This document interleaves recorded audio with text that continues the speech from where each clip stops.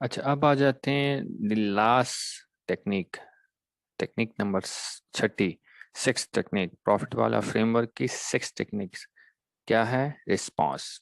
ठीक है, ये वो एरिया है जहाँ मोस्ट ऑफ द पीपल जो कि एक सेल्स कॉपी लिखते हैं, कोई भी कॉपी लिखते हैं for selling purpose, they they they get weak. ये कमजोर हो जाते हैं हमारे मोस्टली लोग जो इस पॉइंट पर आते हैं, because they are shy to ask their customer, their audience to buy.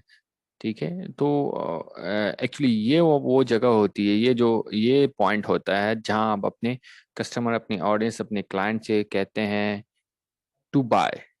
ठीक है, at this point you should not shy. ठीक है, do not shy about making a request, or you should tell them your customer exactly what to do in order to get your program, your consultation service, your book, your graphic course, your anything, any product। ठीक है, चाहे वो कोई भी training किसी किस्म की है, किसी किस्म का प्रोडक्ट है, और यू शुड रिमाइंड देम के why it is important.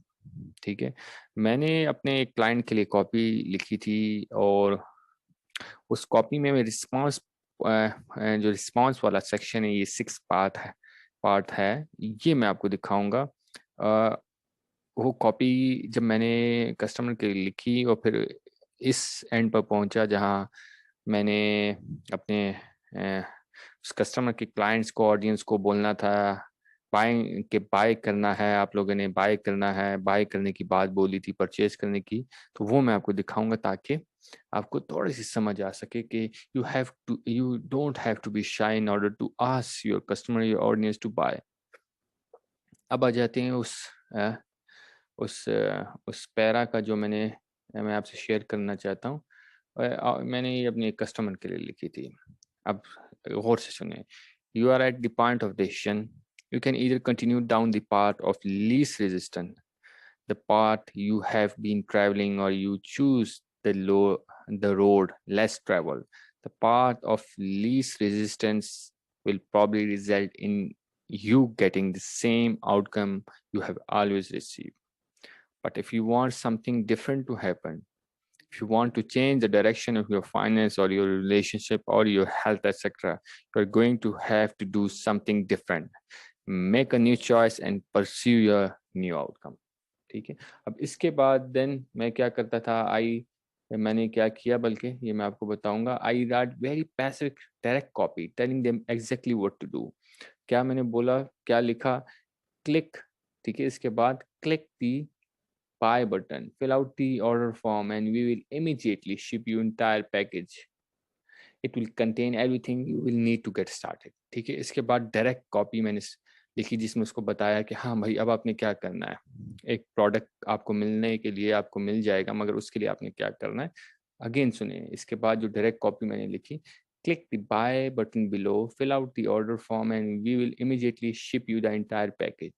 It will contain everything you need to get started. अच्छा, ये याद रखें, do not shy away.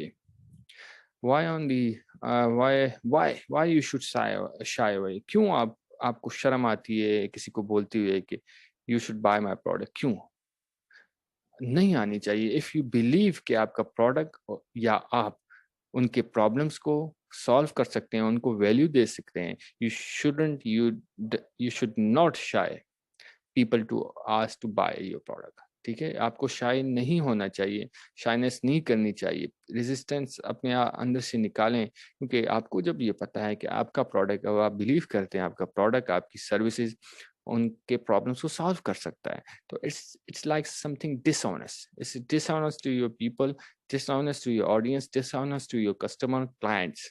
You should give them a chance to improve their life. समझ आई? तो ये basic tricks थी।